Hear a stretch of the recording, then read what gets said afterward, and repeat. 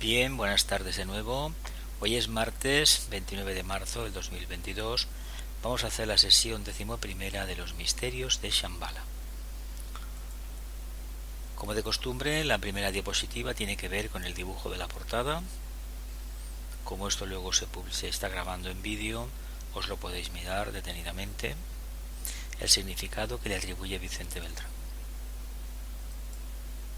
Y está dedicado con profunda e infinita reverencia a los insignes adeptos de Shambhala, en el aula de la cósmica comprensión. Firmado Vicente Beltrán Anglada.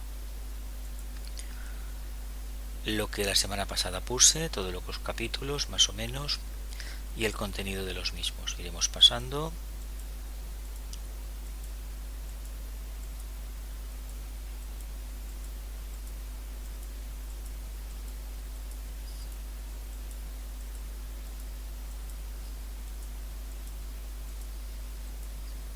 Seguimos en el capítulo 3. Concretamente, quedamos en esta diapositiva. Aquí finalizó la sesión número 10, la anterior.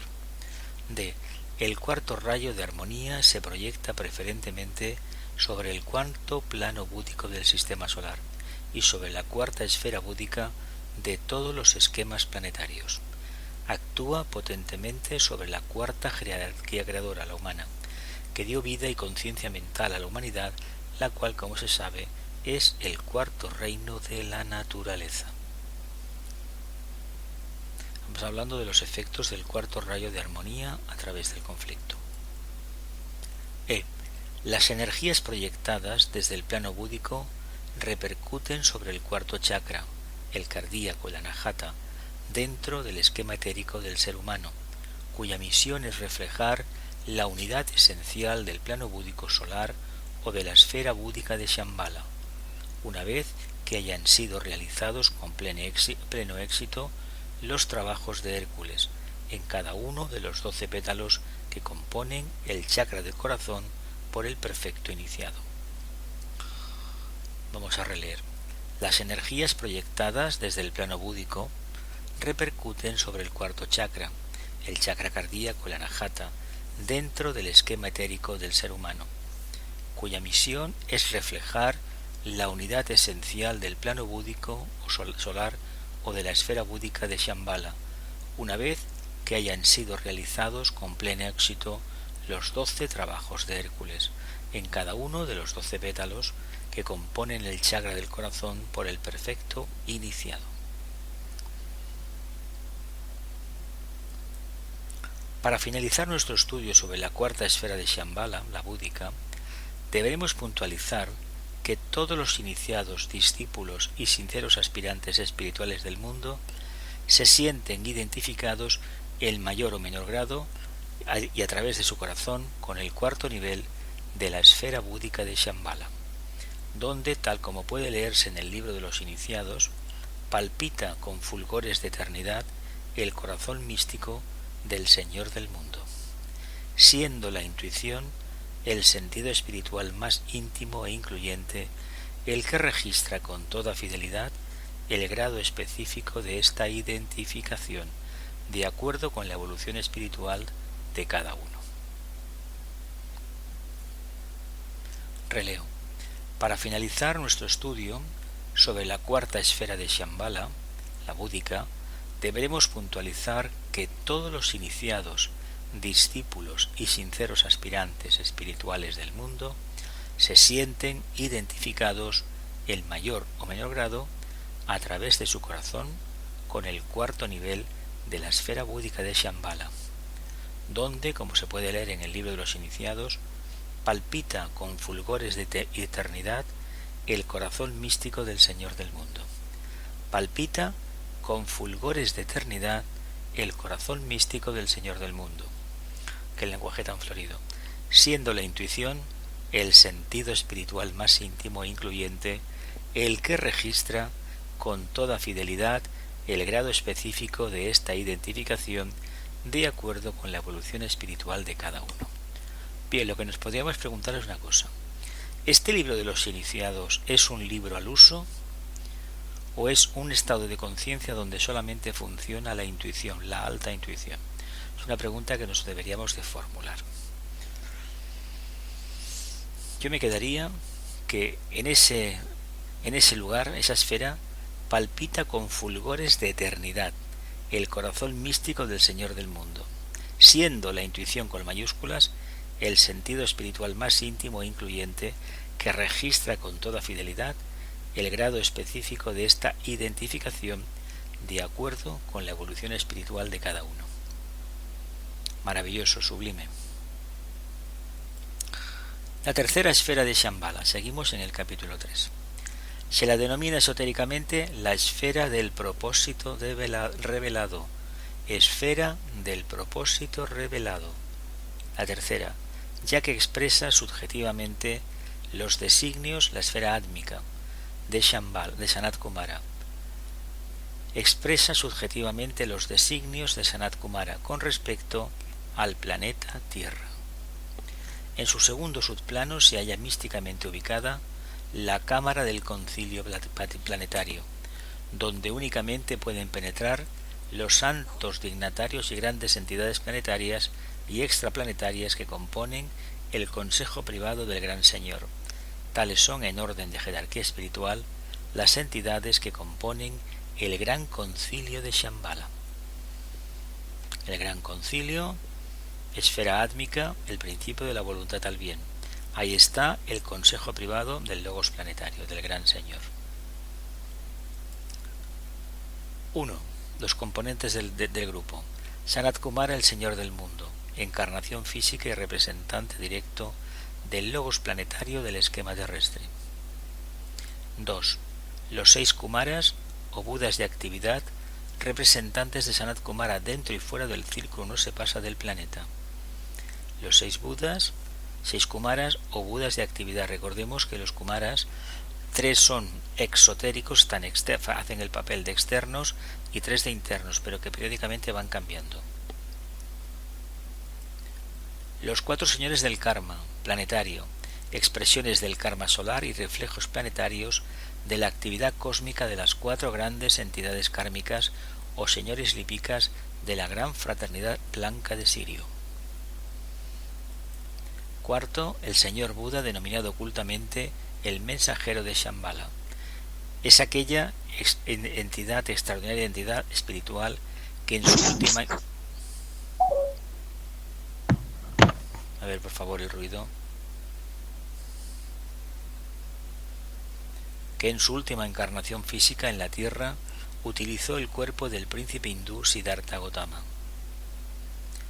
El señor Buda, denominado ocultamente el mensajero de Shambhala, oculta extraordinaria entidad espiritual que en su última encarnación física en la Tierra utilizó el cuerpo del príncipe hindú Siddhartha.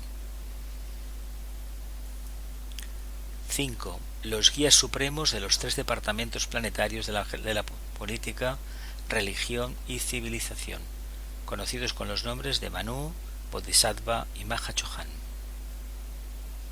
O política, Manu, religión, Bodhisattva y civilización, Mahachohan. 6. Los 4 grandes devas, directores ocultos de los 4 primeros reinos de la naturaleza, mineral, vegetal, animal y humano, siendo emanaciones en cada uno de estos reinos de las energías de los grandes Mahadevas o arcángeles regentes de los 4 primeros planos del sistema. Yama o Shite del plano físico, Varuna plano astral, Agni plano mental, Vayu o Indra plano búdico. Vamos a pasar a 7. Los 7 choanes, estamos hablando de como un índice de rayo que canalizan en nuestro planeta las energías procedentes de los 7 planetas sagrados: Venus, Mercurio, Vulcano, Mercurio, Venus, Júpiter, Saturno, Urano y Neptuno. Virtualmente, estos chojanes son transmisores dentro del círculo no se pasa del planeta de las energías de los rayos. Tal es el nombre con que son conocidos estos chojanes. Bueno, ya sabéis los nombres que tienen: Maestro Moria, el chojan de primero; Maestro Kutumil Alsin del segundo; Maestro Veneciano, chojan del tercero; Maestro Serapis, chojan del cuarto rayo de armonía a través del conflicto; Hilarión, del quinto rayo de inteligencia concreta o rayo de la ciencia, el maestro Jesús, Choján de sexto rayo de devoción espiritual, el maestro conde de Saint Germain, conocido también como príncipe Ragozzi, Choján del séptimo rayo de magia organizada ceremonial oculto, que unifica gradualmente el propósito espiritual con las formas expresivas de la naturaleza. Recordemos que conocer los nombres de estos chojanes y del trabajo que hacen muchas veces solamente sirve para levantar la curiosidad y a veces nos quedamos en eso y nada más. Hay que conocerlos, pero tengamos en cuenta que estas entidades no se van a dejar ver fácilmente y no nos van a querer ver mientras nosotros seamos personas. 8. Incidentalmente y de acuerdo con el plan de evolución cósmico, con frecuencia asisten a estas reuniones de la Gran Fraternidad de Shambhala algunos enviados o embajadores de los distintos esquemas planetarios, y cuando la importancia de los temas a tratar así lo requieren, asisten representantes de la propia logia solar, que es lo que acontecerá cuando llegue el concilio del 2025, pues que vendrán entidades de la logia de Sirio, de la logia solar, y puede que dé algo más para allá, aparte de las logias del sistema solar, porque serán temas trascendentales para esta humanidad, lo que se va a tocar. Tanto debemos estar todos muy atentos si estamos viviendo en ese momento, porque nos jugamos muchísimo.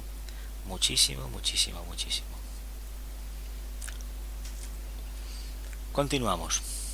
Estas reuniones o concilios planetarios suelen tener lugar 4 veces al año, o sea, cada 3 meses, aunque se realizan reuniones preparatorias en todos y cada uno de las ramas de la jerarquía para analizar problemas mundiales que son presentados luego a la inteligente consideración del Gran Concilio. O sea que, por lo que nos da a entender, en ese plano se está trabajando, pero bien, se trabaja. No es aquello que yo decreto, no, hay que trabajar, hay que construir. Utilizando creadoramente la analogía, se comprenderá claramente que la Gran Fraternidad Oculta de Shambhala, directora de los destinos planetarios con frecuencia, ha de tomar decisiones en orden a la buena marcha de la evolución del planeta, decisiones que afectan a veces a otros planetas del sistema solar. Bien, me planto aquí y preguntas que no hemos hecho porque hemos continuado leyendo lo de los chojanes, la composición de la esfera átmica de Shambhala, el consejo directivo. Venga, preguntas, reflexiones, aportaciones. Doy por hecho que entendemos el propósito divino, ¿no? Yo solo quiero preguntar una cosa. ¿Qué chakra es este? ¿Cuál? Porque el que viene después, el monádico, es el coronario. Pero el átmico No, es que ¿no? Esto es el átomo, equivaldría en nosotros al átomo átmico permanente. Átomo átmico permanente, que es el propósito de la mónada. Luego vendría el aspecto monádico y después vendría el ádico, por planos. Sí, pero en el monádico me parece que dice que es el plano coronario de Sanat Kumara. Me parece que lo pone después. Sí, es que sí, claro, si el monádico es claro que sí. Por eso me preguntaba yo esto, pero claro, esto es el átomo átmico permanente. Pero ¿no? tengamos en cuenta, es decir, aquí lo que está es el tema del propósito divino, que está en el primero, pero evidentemente esta es una emanación del primero, porque la mónada per se es indivisible. Lo que pasa es que cuando se quiere manifestar se vuelve triádica y va a enlazar al final con otra tríada pero invertida.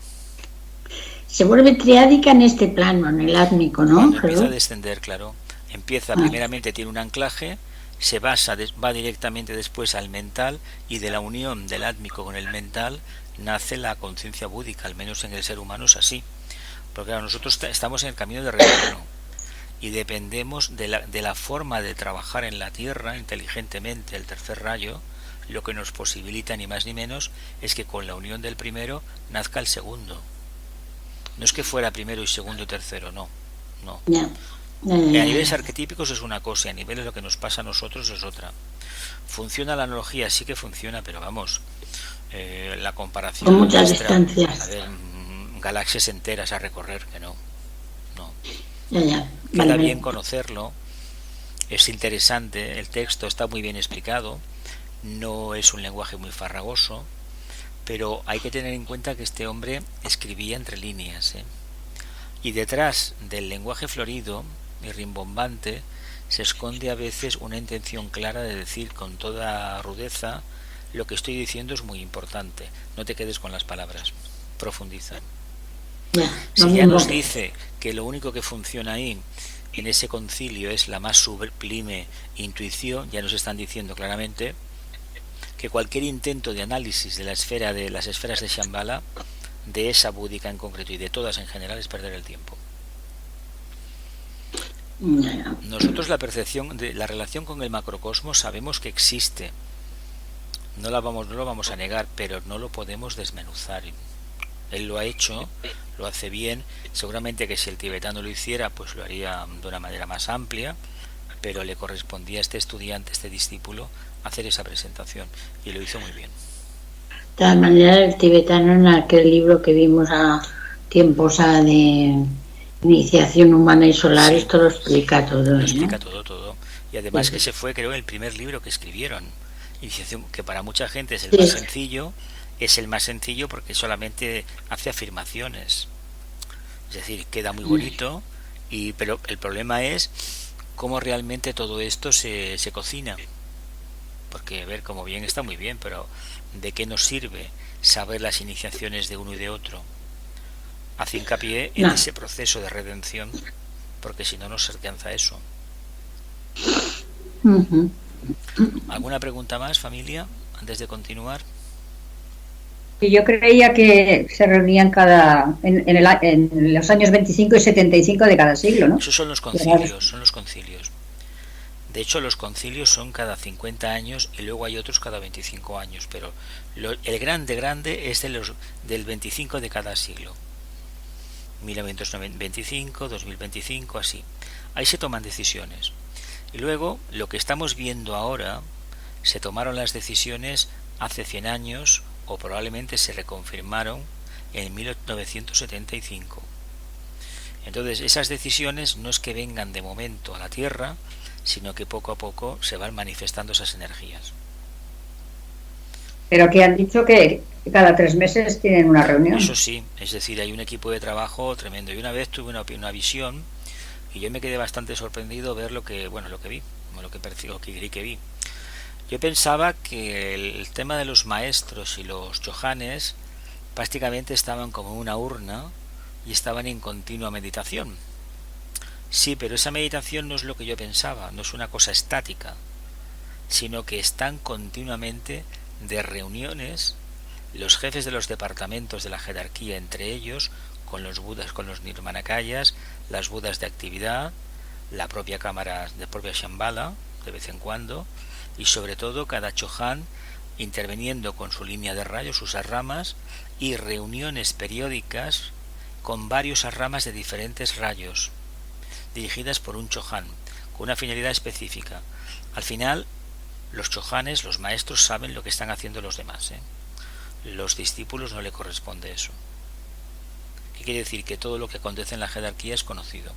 Hay una especie de comunidad, pero como todos viven de la intuición, prácticamente no hay misterio que esté oculto. Sí que están ocultos los grandes misterios que solamente están accesibles para maestros, para chohanes y para los budas. Eso sí. Por ejemplo, la percepción que tiene el Buda no es la que tiene un chohan de sexta iniciación, ni mucho menos la que tiene un maestro se puede comparar con el Buda, y menos aún la que podemos tener nosotros, que prácticamente en el tema nada de nada. Pero tratamos de hacerla. ¿Más preguntas? Sí, yo más que una pregunta era una reflexión sobre lo que has comentado antes del libro de los iniciados. Yo me inclino también por la concepción de que esto no puede ser un libro físico. Eso tiene que, porque si fuera un libro que existiera, por decirlo de alguna manera, ¿quién lo habría escrito? Es que ahí está la historia. ¿Quién lo escribió? Claro. Entonces, yo pienso que en el aula del conocimiento se va accediendo a capítulos según la evolución que cada adepto va teniendo. Entonces, para mí es una cuestión de... el libro de los iniciales es un libro de niveles de conciencia y vas accediendo a él conforme vas subiendo. Yo así lo veo. De hecho, ha habido gente, esto me enteré en una reunión grupal en Madrid hace años, que había preguntado en algunas librerías dónde estaba ese libro, hasta que en una de ellas en Madrid se lo explicaron, no existe.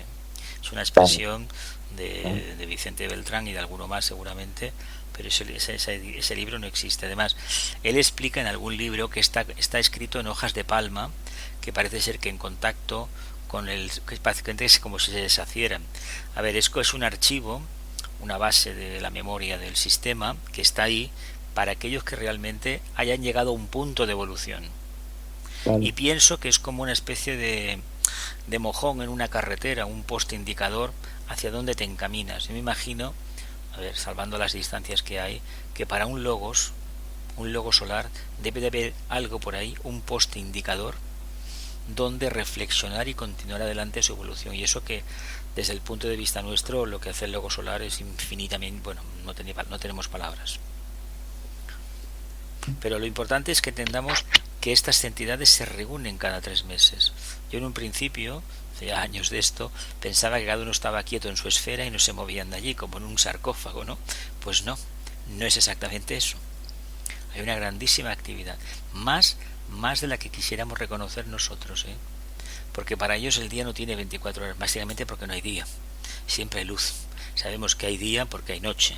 Ellos no viven en la noche, viven en un pleno día de conciencia. ¿Alguna preguntita más, familia? Sí, Jesús, una pregunta. ¿Verdad? Has dicho que hay 6 Budas esotéricos de actividad. Él le llama 6, no, pero son 3 sí. 3 internos y 3 externos. Exacto, que representan a la tríada humana, la tríada espiritual humana y al vehículo de la personalidad. Más o menos, ¿no? Representan lo que es la tríada espiritual, la tríada y la personalidad. Y la personalidad y la conciencia, el alma en este caso sería el propio Sanat Kumara. Lo que pasa que son analogías humanas. Ya. Pero también dices que periódicamente se cambian los turnos. ¿Y esto tiene una analogía con nosotros, con la humanidad? Mira, no tiene. Acordamos lo que pasó en Vilanova hace unos años cuando intentamos hacer que la grabación se perdió. Sí, me acuerdo. Había lista de planetas sagrados que intercambiaban los posicionamientos, las energías, y esos budas actuaban a través. Budas que creo deben tener una 9ª iniciación, casi como él, o una 8ª. Si nuestro Buda tiene una 8ª, pues a lo mejor es la misma. Lo que pasa que la responsabilidad que tiene asignado uno y otro es diferente, ¿no? Pero cualquier intento de analizarlo me parece que no creo que lo podamos entender.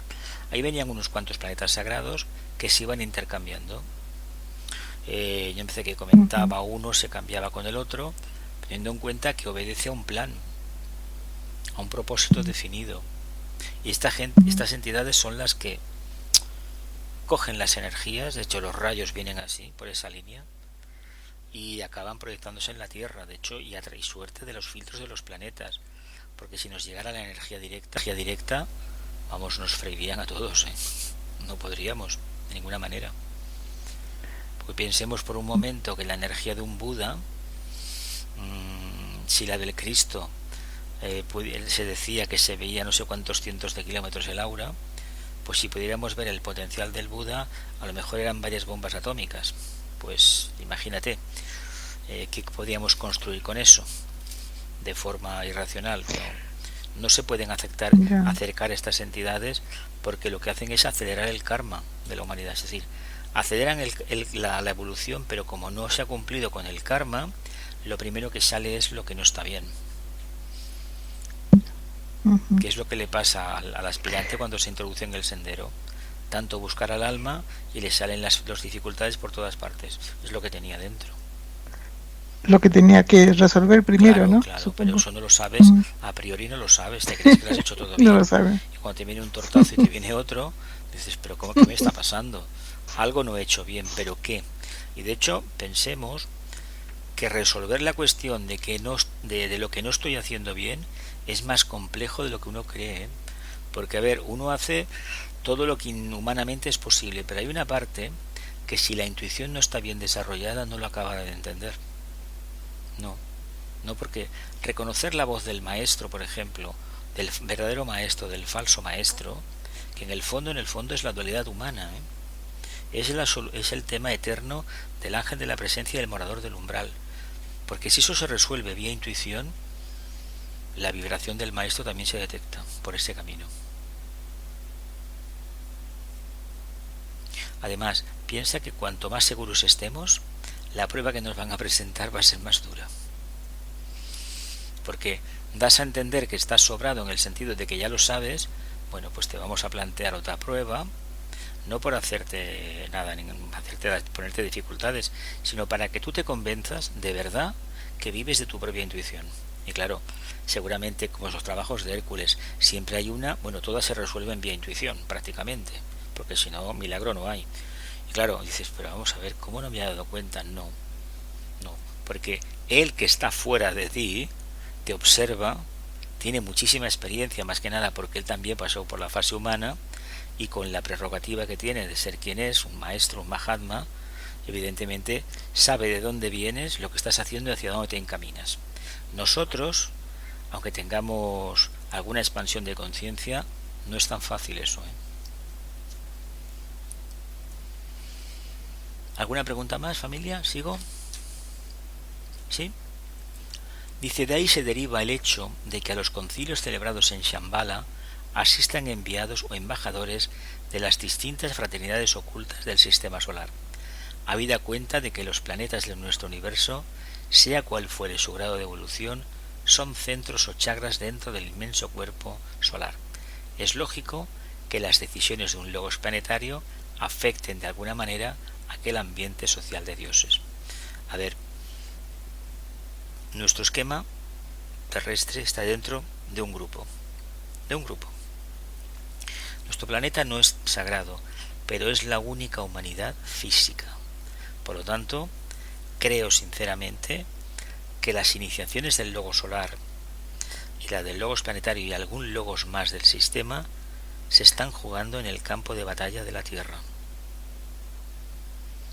Mientras tengamos esta situación, evidentemente esas entidades no recibirán la expansión de conciencia que necesitan por evolución. No sé si me explico. De ahí la necesidad de que en ciertos periodos cíclicos de la evolución se celebren reuniones en la cámara del concilio solar, a las que asisten todos los logos planetarios de los distintos esquemas.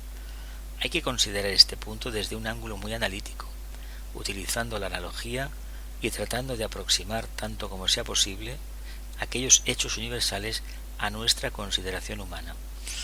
De la forma que tiene él, a mí me llamó la atención la primera vez que contacté con estos libros, sobre todo cuando hablaba de Shambhala, etcétera, etcétera. Nos lo presenta como una gran empresa, como un consejo directivo, un consejo de administración, una asamblea. La asamblea se produce precisamente cuando son los concilios generales. Evidentemente, ahí sí que se abre la puerta, hay reuniones que seguramente que no, pero en otras a las que sí que pueden asistir otras entidades no tan evolucionadas. Pero lo que te está diciendo que una gran empresa en la Tierra funciona igual. Hay un cuadro directivo y se va diversificando, la cadena de mando es la que es. Además, ellos, todos los que participan en esto, forman parte de ese entramado, trabajan solamente con intuición. Por lo tanto, el error no existe. Nosotros sí que cuando lo analizamos cometemos errores. La segunda esfera de Shambhala, la esfera monádica. La esfera monádica. A esta esfera se la denomina ocultamente el hogar del cetro, el cetro de poder, ¿no? Pues es precisamente en su segundo nivel y especialmente salvaguardado por tres budas de actividad, además de los poderosos devas de primer rayo muy activos en esta presente fase de la evolución planetaria, donde se haya depositado el cetro de poder o diamante flamígero que utiliza el Señor del mundo para conferir las distintas iniciaciones planetarias y proyectar energía cósmica sobre la Tierra para atender las necesidades vitales del planeta y en más amplias y profundas proyecciones cuando se hace preciso efectuar grandes reajustes en la vida de los reinos de la naturaleza. El diamante flamígero, el talismán, ¿no? El Dorje, ese famoso que hay.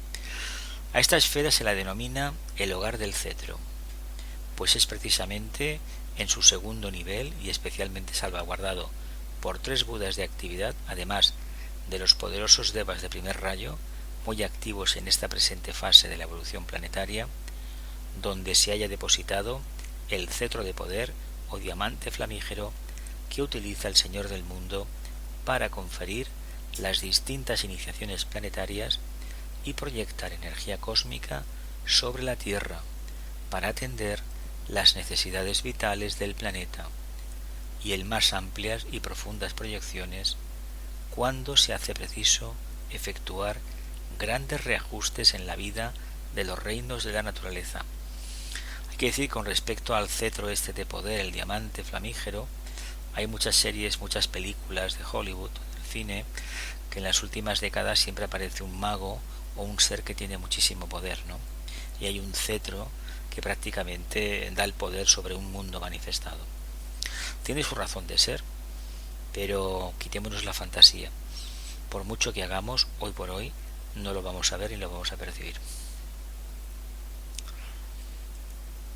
Hablando desde un enfoque muy esotérico, podríamos decir que este cetro constituye el aspecto superior o polo positivo del fuego de Kundalini o talismán de Brahma, situado, siendo el cetro jerárquico del Bodhisattva, un manantial de fuerza del segundo rayo, que en forma misteriosa equilibra o armoniza las energías positivas del diamante flamígero con las energías negativas del talismán de Brahma. Repito, esto de energías negativas hay que explicarlo. Hablando desde un enfoque muy esotérico, podríamos decir que este cetro constituye el aspecto superior o polo positivo del fuego de Kundalini o talismán de Brahma, siendo el cetro jerárquico del Bodhisattva un manantial de fuerza del segundo rayo, que en forma misteriosa equilibra o armoniza las energías positivas del diamante flamígero con las energías negativas del talismán de Brahma. Hay que entender que el logo solar está trabajando en este su segundo sistema, el segundo rayo de amor-sabiduría.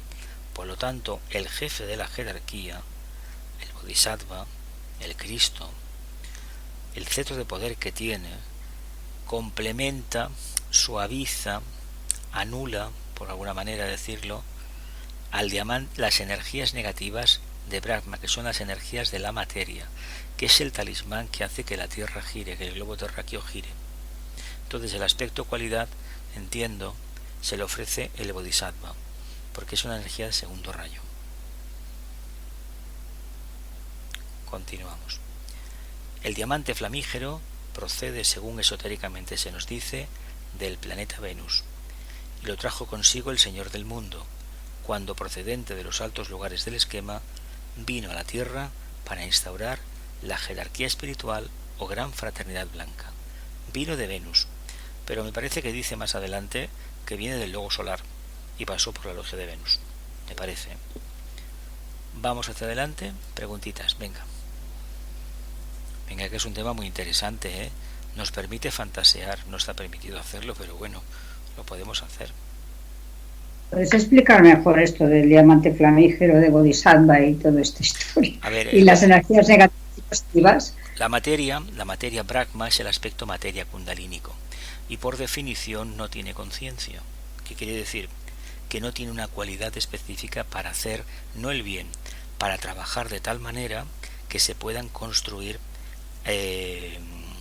no diré cosas, sino realidades positivas, en el sentido de que falta colorearlo por la energía del alma, la energía de la conciencia, la energía búdica, la energía del talismán que tiene el Bodhisattva. Como el planeta es el jefe de la jerarquía, aplica un cetro, aplica una cualidad de energía que es propia del segundo rayo. Lo que pasa que en los niveles que trabajan estas entidades, la diferencia del primero con el segundo es prácticamente inapreciable. Inapreciable. Para nosotros seguramente que no sabríamos ver bien dónde está la diferencia. Ellos cumplen el propósito y la jerarquía toda está bajo la impronta del segundo rayo, a pesar de que por sí misma, como trabajo, aplican un primero, complicado, y al mismo tiempo tienen un tercero, que es la actividad inteligente, que al planeta y a la humanidad le va muy bien porque a través de esa energía, de esa capacidad de adaptación, se desarrolla la conciencia. La materia por sí sola no es positiva, es negativa, es involutiva. Necesita del propósito y especialmente de la cualidad, desarrollar la cualidad. Nosotros, relativo al microcosmos, si no tuviéramos mil y una dificultades en una encarnación, en otra, en otra y en otra, el alma no nacería nunca. Lo entiendes mejor así, ¿no? Es un tema Más o menos abstracto, abstracto, no es un tema para tomar un café y hablar. A ver, la gente no habla de esto, pero bueno, hay que tener en cuenta que debemos tender a tener una mente abstracta, siempre con los pies en tierra, ¿eh? No desvariemos, siempre los pies en tierra. Y teniendo en cuenta que nuestro trabajo en estos tiempos, aparte de la red de correctas relaciones humanas, que es lo más práctico, que es poner todo esto del esoterismo con sentido común y al servicio de un cambio claro de conciencia hacia el mayor bien para el mayor número, va bien conocer tener esta información, porque nos puede servir para hacer analogías con nuestra propia forma de percibir y de expresar. es que nosotros lo vamos a interpretar con lenguaje humano.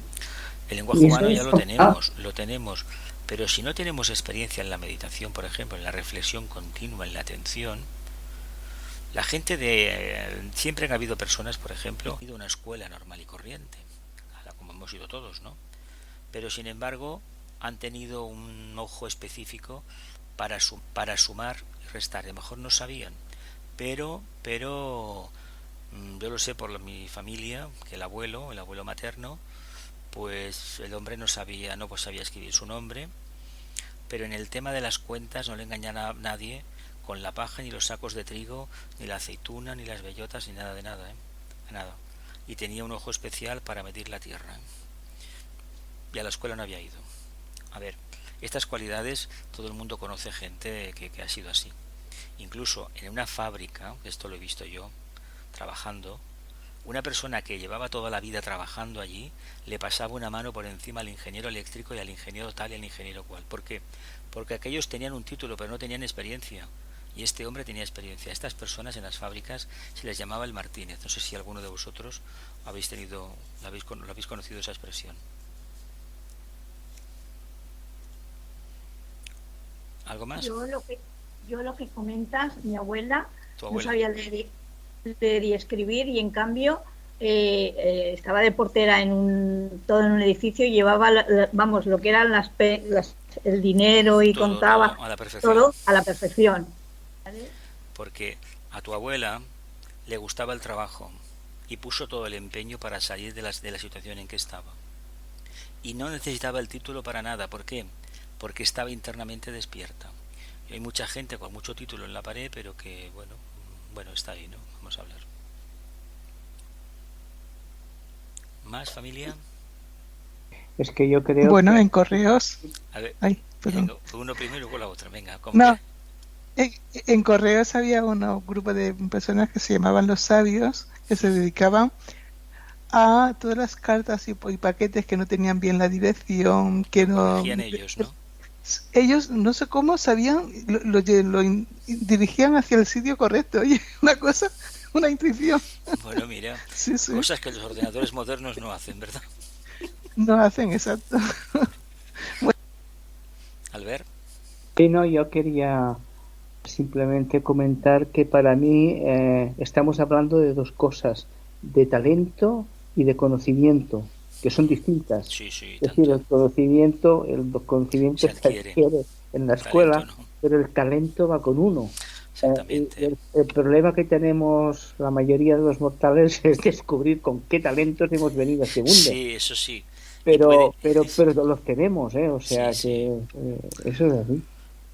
tenemos 12 talentos, 12 oportunidades. Es decir, la astrología ahí es muy, muy clara. Ahora bien, sí que es cierto que cuando uno tiene ya cierta edad, se plantea, bueno, ¿y mi talento, mi capacidad dónde está? ¿Mi don dónde está? Porque, a ver, esto se me da bien, pero claro, una cosa que se te da bien no quiere decir realmente que sea lo que tengas que hacer en este periodo de tu vida. Pero como no sabes hacer otra cosa y a lo mejor no quieres cambiar, permaneces en lo mismo. Es decir, es muy duro. Esto es como el campo de servicio, ¿eh? Yo cada vez que me lo he preguntado, yo estoy donde estoy, pero si me dijeran, ¿es el verdadero campo de servicio que debes realizar en esta encarnación? Abiertamente digo, no lo sé. No, porque la vocecita interna todavía no me lo ha dicho. Y ya la edad que tengo, pues no sé si me lo dirá o no me lo dirá. Igual el último día, antes de cerrar los ojos por última vez, me di cuenta, caramba, que me he equivocado, que da la otra puerta. Bueno, pues me equivoqué, no pasa nada. ¿Alguna pregunta más, familia? Las que no habéis Bueno, hablado. mira, como has dicho de puestos a fantasear, el diamante flamígero también lo utilizan, por ejemplo, en decisiones como la Atlántida o Sí, cuando... ahí Sí, aplicaron otras cosas, aplicaron Fojat, me parece. De hecho, sí. cuando hubo la dictadura en Argentina, en el 74, creo que Mm. fue, aplicaron fuego fojático en el chakra de Buenos Aires, con la intención de activarlo de cara a los próximos siglos, si a partir de 2025 el chakra de Nueva York, que es muy importante para la Tierra, prácticamente queda anulado por el poder de la logia negra. Sabéis que la logia negra tiene dos puntos de anclaje en la Tierra, que es Nueva York y Londres. Imagino que lo sabéis esto ya, ¿no? Entonces, ahí Sí. está lo que es Wall Street, que tiene su propia jurisdicción, y sobre todo lo más claro es la City londinense, que es una ciudad dentro de la ciudad. Es otro mundo. Y claro, el capitalismo necesita de esas estructuras para funcionar, pero cabría preguntarse si realmente necesitamos un capitalismo que se alimenta de guerras y que gracias a las guerras va creciendo. Una cosa absurda. Pues lo que está pasando en una parte de Europa en estos momentos es eso. Una forma de entender el capitalismo que para mí está ya debería estar desfasada, pero también quiero decir que no hay suficientes conciencias, gente poderosa con una verdadera conciencia para darle la vuelta de forma racional, no a lo bestia.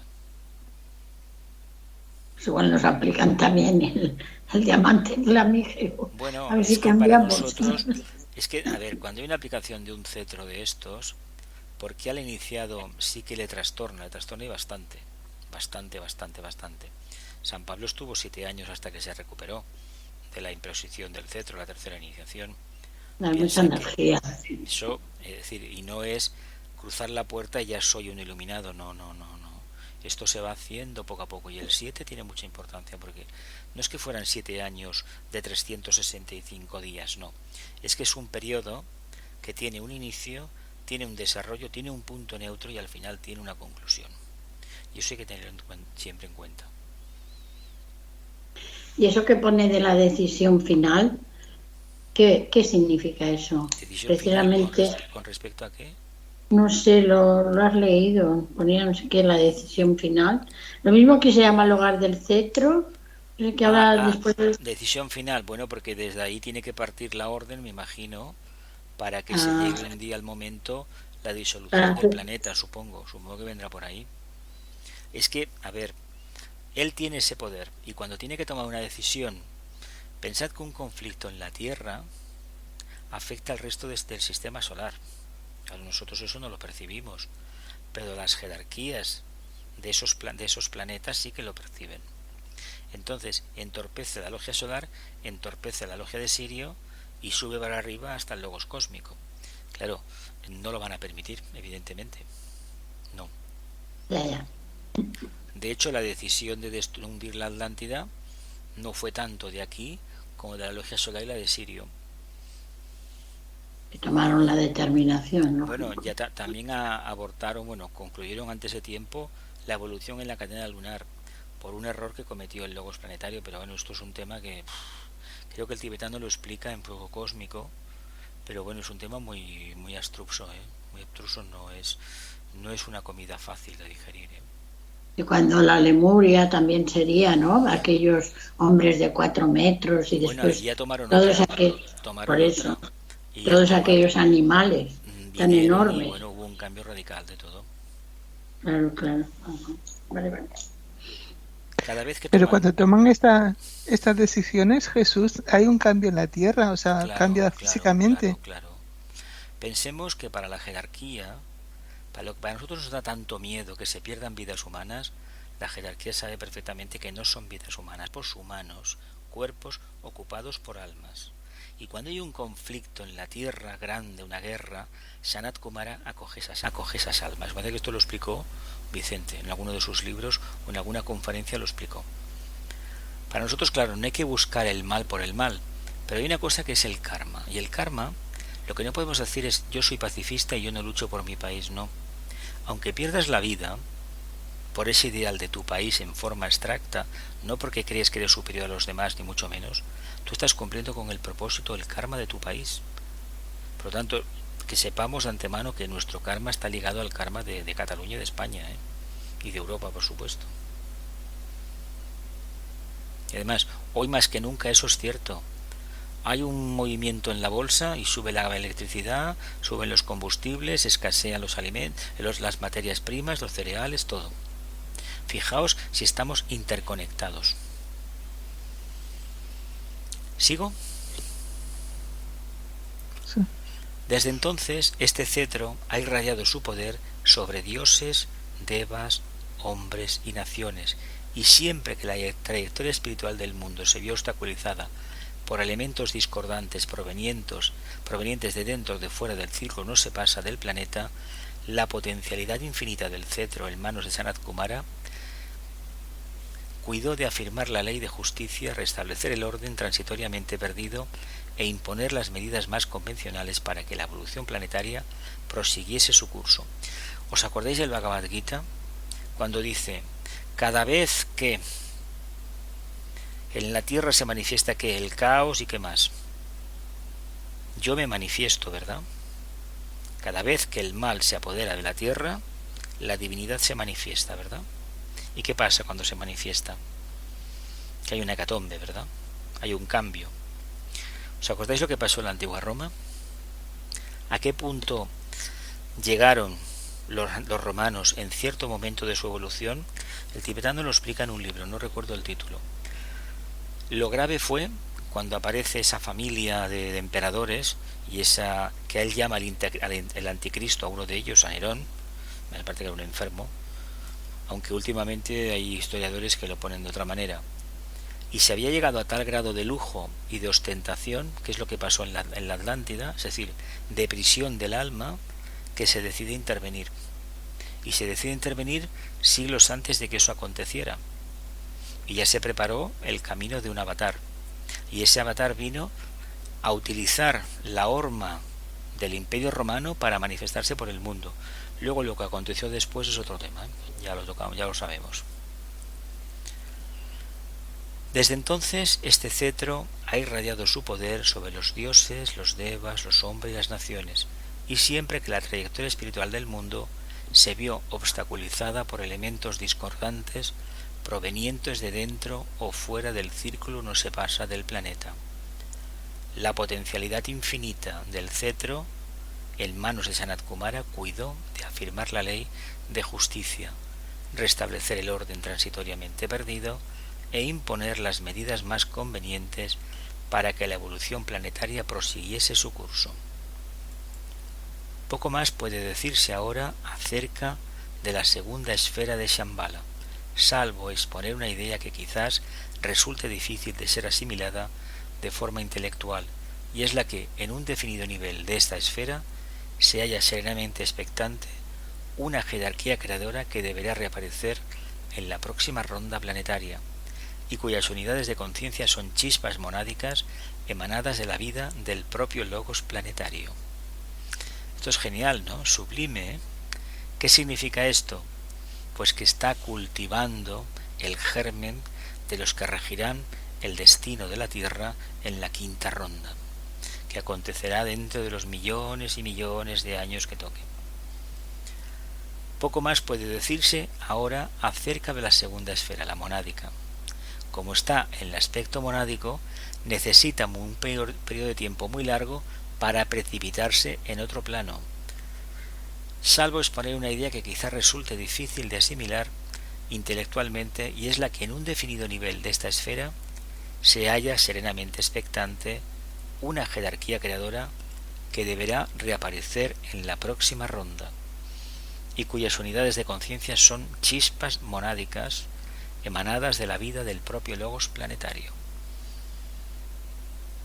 Son dioses en potencia, ¿verdad? También lo somos nosotros, pero no nos podemos comparar. Bonita la comparación, bonito. Si a esta esfera en ocultismo se la denomina la decisión final, es la que hablabas tú, ¿no? La misma manera que en la tercera estrofa la definimos como el propósito revelado. La decisión final está muy íntimamente vinculada con la actividad tremendamente ígnea del diamante flamígero, tal como surge indescriptiblemente vibrante y creador de las enseñanzas místicas del logos planetario. A esta esfera se la denomina la decisión final, de la misma manera que la tercera esfera la definíamos como el propósito revelado, la esfera átmica. La decisión final está muy íntimamente vinculada con la actividad tremendamente ígnea del diamante flamígero, tal como surge indescriptiblemente vibrante y creador de las entrañas místicas del logos planetario.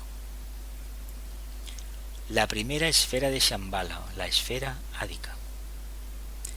Como lógicamente se comprenderá, a medida que se asciende por la escala de valores jerárquicos en la vida de la naturaleza, más difícil le resulta al investigador exotérico extraer conclusiones concretas o intelectuales acerca de las actividades que se realizan en las más elevadas esferas de Shambhala. Tan solo utilizando la intuición y la clave mágica de la analogía es posible extraer algunos significados místicos, muy levemente comprensibles a la más elevada percepción mental.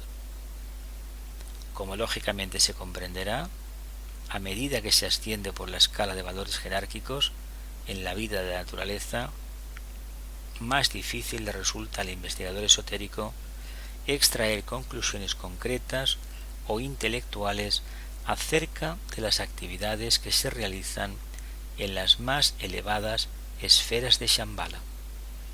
Tan solo utilizando la intuición y la clave mágica de la analogía es posible extraer algunos significados místicos, muy levemente comprensibles a la más elevada percepción mental. Con respecto a esta última esfera, la primera, dentro del orden evolutivo de Shambhala y la más elevada jerárquicamente hablando, podemos decir que se corresponde con el centro coronario o Sahasrara del Señor del Mundo, siendo este el lugar más secreto, profundo e incluyente del planeta. Chakra Sahasrara, coronario del Señor del Mundo, lugar más secreto y profundo e incluyente del planeta. Solo los budas de actividad del esquema terrestre y altos dignatarios solares tienen acceso al mismo. En este misterioso y enigmático centro se refleja la voluntad omnipotente del logos planetario, siguiendo fidedignamente los altos designios solares. Ahí se establece contacto con el logos planetario que está en el quinto plano mental cósmico.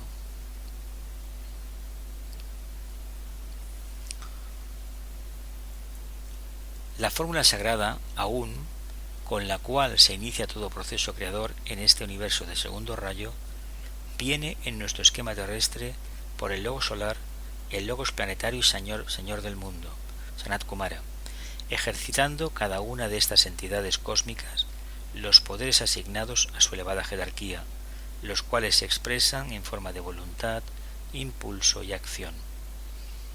Voluntad, impulso y acción. Logos planetario, la voluntad, el impulso, el logos planetario, el logos solar, el impulso, la voluntad, perdón, el logos planetario, el impulso y la acción, Sanat Kumara. Interesante. La primera esfera de Shambhala coordina, por lo tanto, la acción cósmica que se refleja en el esquema terrestre de manera similar a cómo el logo solar coordina la acción cósmica sobre su sistema universal. La fórmula mantrámica aún se reproduce por doquier en cada uno de los planetas del sistema solar, ya sean visibles u ocultos, y en cada una de las esferas de Shambhala. La fórmula mantrámica aún se reproduce por doquier en cada uno de los planetas del sistema solar, ya sean visibles u ocultos, y en cada una de las esferas de Shambhala. Hay que decir que este mantra trata de las formas y el Om trata de la conciencia. El Aum es para la forma.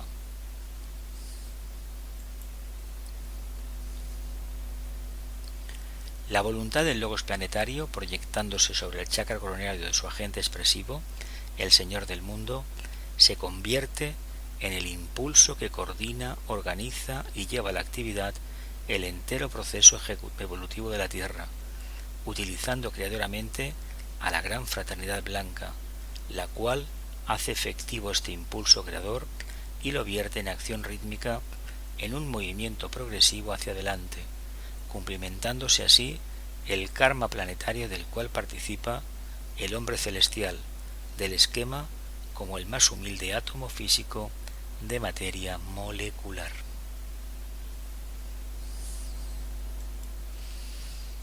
El lector atento y apercibido se preguntará sin duda, singularmente, en lo que hace referencia al contenido histórico, psicológico y místico de las esferas de Shambhala, cómo es posible tener acumuladas tantas cosas, tantos hechos y tantas situaciones en el interior de sus ocultos santuarios, pues, de acuerdo con la lógica intelectual, todas aquellas formas, sea cual fuere su grado de sutilidad, sumadas en su totalidad, deberían superar con amplitud la capacidad de contención de aquellas misteriosas cuevas o estancias ocultas denominadas esotéricamente aulas del conocimiento, aulas de la sabiduría y aulas de la cósmica oportunidad. Aulas del conocimiento, aulas de la sabiduría y aulas de la cósmica oportunidad. Bien, llegan las preguntas y como venimos haciendo las últimas semanas, vamos a continuar grabando, vamos a parar vamos a encender las cámaras y de esta manera nos vamos a ver todos la cara. Bueno, venga, Albert, ¿qué tenemos que preguntar? Venga.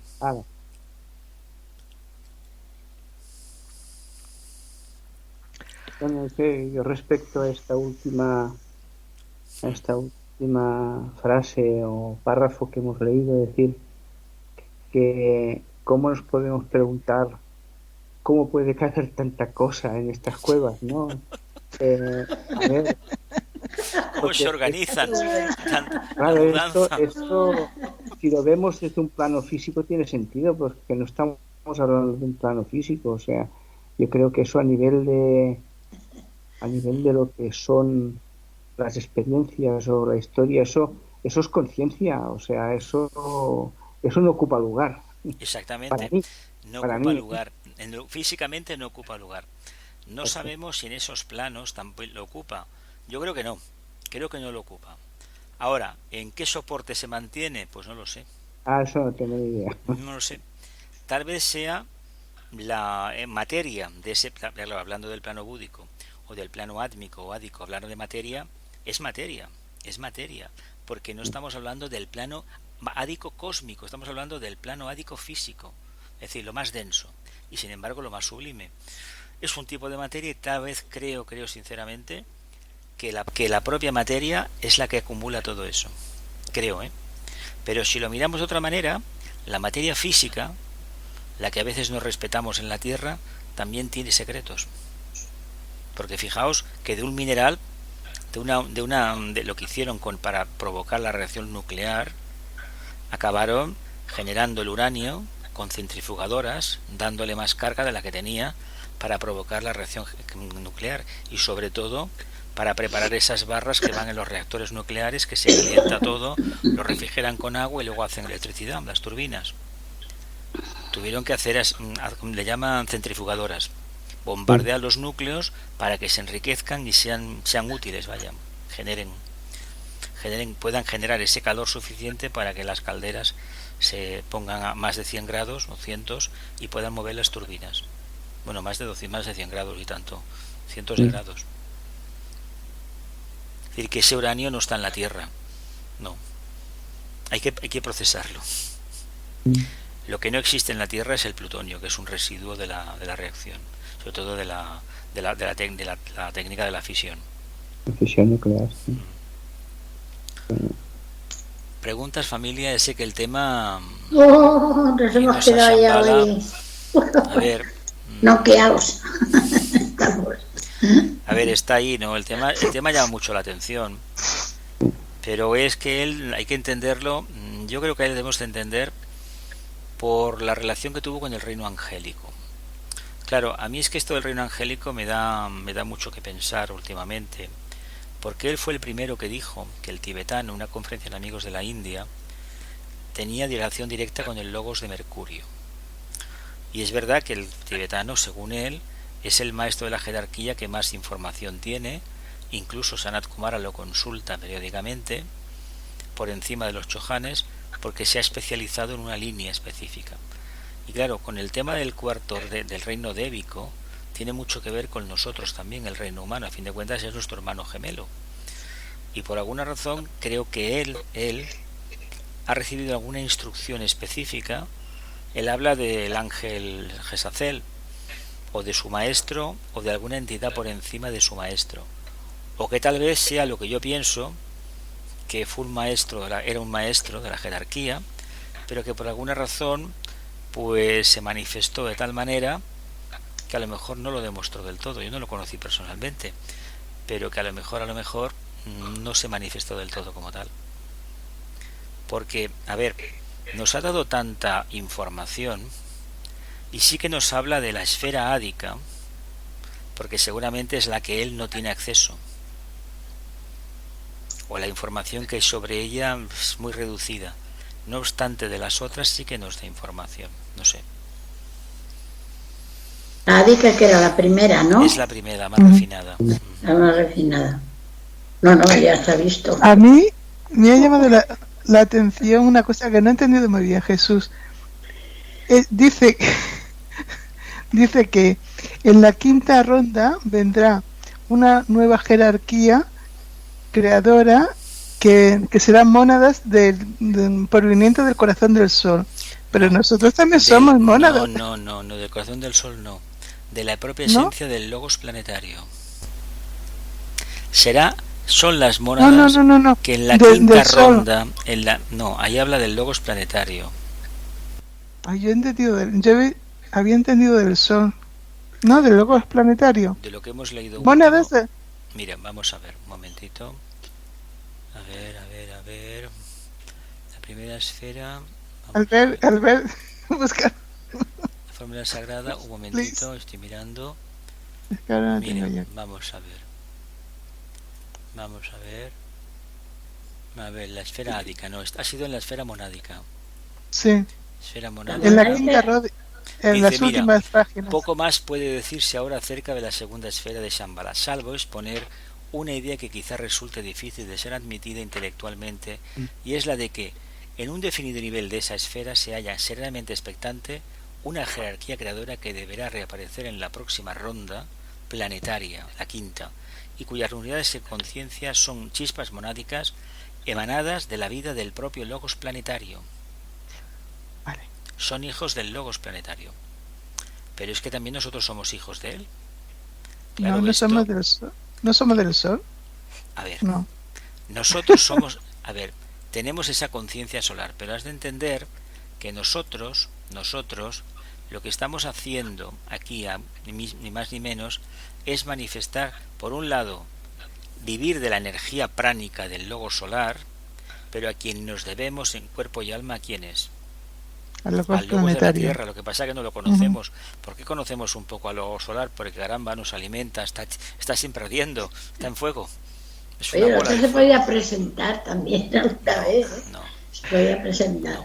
Lo que te éramos del Sol eran los ángeles solares que sí, venían vienen del corazón del del Sol. corazón del logo. ¿Te Vale, acuerdas, y estas, Gloria? sí, sí. Y estas mónadas que se supuestamente vendrán, A ver, ¿por qué son más? te está diciendo que es un germen que el logos Sí. planetario está cultivando a nivel monádico. Es decir, es un arquetipo en realidad, no existe desde el punto de vista nuestro. Es un arquetipo que el logos planetario, focalizándose allí, lo está alimentando. Y también te dice que se focaliza en la conciencia, en la mente de Sanat Kumara. Él está donde está, en el quinto plano, subplano del quinto plano mental cósmico, lo cual para nosotros es inaccesible porque estamos dentro del físico cósmico y lo más bajo. Tendríamos que recorrer todo el astral, y alcanzar una fase del mental cósmico. Eso es inabarcable en estos momentos para nosotros. Por un lado, somos mónadas divinas, sí, lo somos. Por lo tanto, lo mejor que tenía guardado el logo solar de su anterior encarnación, el primer sistema solar, los iniciados más elevados que se quedaron con él, los rishis, son los ángeles solares. Por lo tanto, igual nos ha tocado uno de quinta, de sexta o de séptima iniciación, o más. Y claro, yo a veces pienso, mira que hacerse cargo de un burro como yo. Y de muchos más por el mundo. Yo reconozco que, a ver, pues caramba. Y claro, tiene mucha razón eso cuando se asocia luego con lo que Vicente dice de ese silencio, de esa necesidad de trascender la forma de razonar y de cantarnos por la serena expectación o la plena atención de Krishnamurti. Porque si esas entidades realmente son nuestro maestro interior, cuanto más silencio tenga uno, más serena expectación, más información va a extraer de esa entidad. La vibración se va acercando. Ya. Entiendo. Venga, más cosas, familia. ¿No? El aún que también lo utilizan el resto de los planetas. Sí, porque es el aspecto material, es el aspecto que se entona para que se mantenga vivo la estructura manifestada. Piensa que él ha dado una orden, es un om. El día que deje de una palabra sagrada, el día que deje de pronunciar, empieza el colapso. No sé, yo me acuerdo de aquel esquema que había, que era la copa, ¿te acuerdas? Ponía los tres abajo. Eso es el cáliz, que era la UN. Pues el planeta. Pero que pensaba que era algo de aquí, pero veo que es. Pero eso que viene del logo solar. Es que afecta a todo el logo solar, a todo el sistema solar, a los 400 y pico de planetas que hay, y nos afecta a nosotros, visibles e invisibles, a los asteroides y a lo que está por aparecer. Ay, qué perdidos estamos. Bueno. Una cosa, Dime. ¿Puedes hacer una analogía entre voluntad, impulso y acción en nosotros? Son lo mismo. Lo que pasa es que son los diferentes estados de conciencia. La voluntad tal como está no se manifiesta muy poco a través de la personalidad, pero está matizado por el tema de los deseos. A nivel arquetípico hay una voluntad al bien. Se entiende porque hay un planning en la Tierra, en la evolución, que obedece a un patrón de una conciencia que debe ser muy elevada. El hecho de que se den las características técnicas, biológicas, para que una raza se repita, se vaya reproduciendo, indica que captaron bien ese arquetipo. Pero ¿qué están desarrollando ellos? ¿El impulso? Pregunto, porque las razas de animales, el reino vegetal y el reino mineral están cumpliendo con el propósito divino. Ahora, ¿dónde ponemos la palabra? Lo más sublime, lo más elevado, lo más profundo será la voluntad. Y allí después teníamos el impulso y ¿qué más? La actividad, ¿no? Y la actividad. Y la actividad, claro. ¿Qué sería el impulso en este caso? Porque a lo mejor no sabemos describirlo bien. ¿Qué es un impulso? ¿Ganas de hacer algo? ¿Ponerlo en movimiento? ¿Qué palabra podemos escoger? Aquello que decíamos el impulso hacia adelante, ¿no? Que eso está dentro de la voluntad. El anhelo de ponerlo en práctica. Bien, vale. Vamos a dejarlo en el anhelo de... Hay un propósito, hay una voluntad, hay un anhelo de empezar el movimiento y luego hay a quién le corresponde continuar con eso. Al puesto más denso. Aplicamos la máquina, tenemos una máquina que corta o hace... corta tela, ¿no? La electricidad hará que la máquina se mueva, ¿verdad? Ujú. La electricidad, que puede ser el impulso en esto comparando, porque Sí. tal vez la voluntad humana sea la que quiere que la tela se corte de esa manera y la máquina lo haga. Digo, no sé. Era aquello que decíamos, impele hacia adelante. Y esa es la energía. Inicia el movimiento. Claro, Inicia claro. el movimiento. ¿De acuerdo? Esa característica la tenemos nosotros. La orden viene del logo solar. Aspecto voluntad. Aspecto impulso del logos planetario. Y a Sanat Kumara le corresponde que ponerlo en marcha, él, ponerse a caminar. Bien. Él está siguiendo todo lo que le dicen desde arriba, además, metales, de todo, y de minerales. De hecho, con la llegada de ellos los minerales empezaron a irradiar, eso sí, que lo sabemos. Hicieron un cambio radical en el reino vegetal y en el animal también, ¿eh? Ya. Finiquitaron lo que no correspondía y dieron adelante. Hicieron La Tierra ya hizo un ascenso entonces. Para conseguir el actual modelo humano de cuerpo, hicieron un ensayo y tuvieron errores, acabaron con los errores y volvieron a iniciar el ciclo, ¿eh? La doctrina secreta en Antropogénesis explica algo de eso, que no salieron bien, los destruyeron, volvieron a empezar. ¿Por qué tienen tanto interés en este planeta? Porque bien mirado la cosa, pero creo el experimento creo que es la única jerarquía física, y creo que la razón de ser del sistema solar o del logo solar es sacar adelante este hijo pródigo.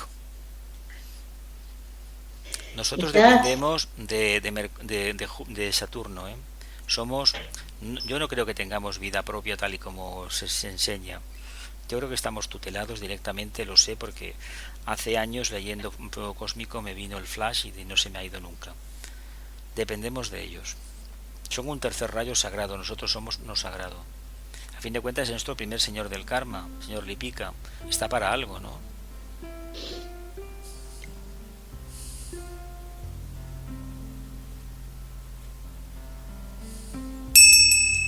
Moltes gràcies per servei.